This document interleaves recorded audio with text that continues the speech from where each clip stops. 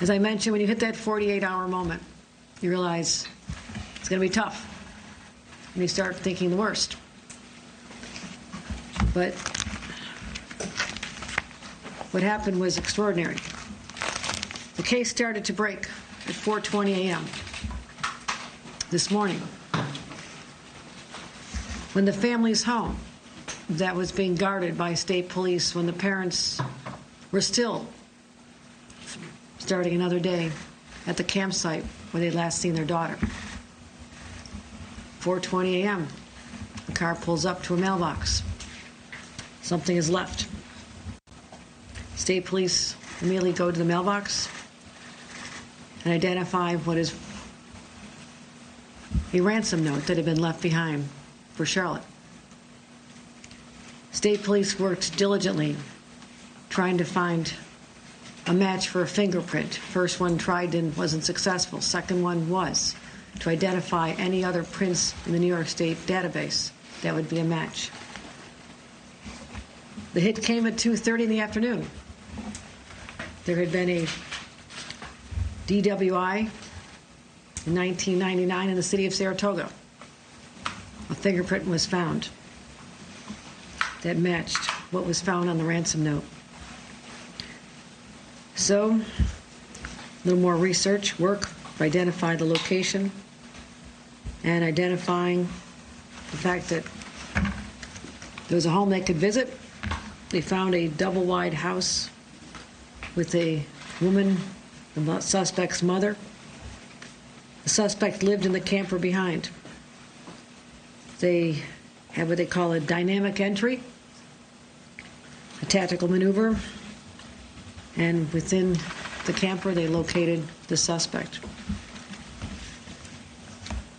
After some resistance, the suspect was taken into custody, and immediately the little girl was found in a cabinet, cupboard. She was rescued, and she knew she was being rescued. She knew that she was in safe hands. Her parents were immediately notified. This occurred at 6:32 this evening.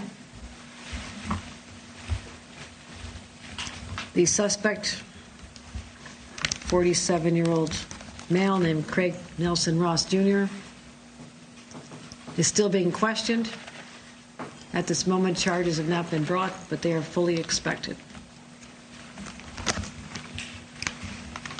Her daughter was transported to local hospital, as is customary, and that's all the family wishes to reveal at this time. But they are united.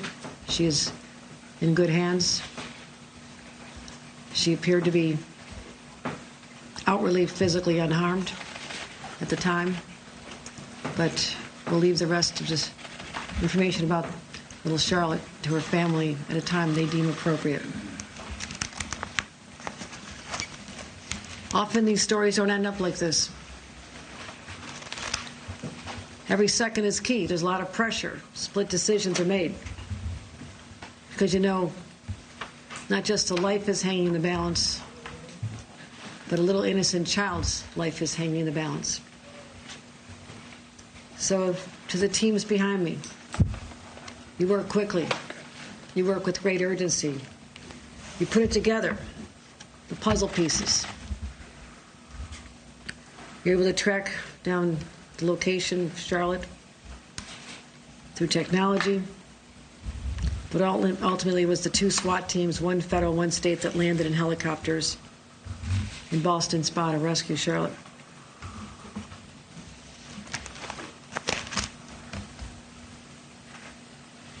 Still pretty overwhelming,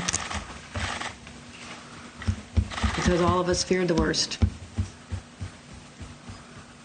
But I promise Trish and Dave, they be reunited with little Charlotte once again, and she see her two sisters, one 10, one 4 years old. And obviously it's a traumatic event for the family and certainly Charlotte. And we'll continue to keep this family in our prayers as they heal.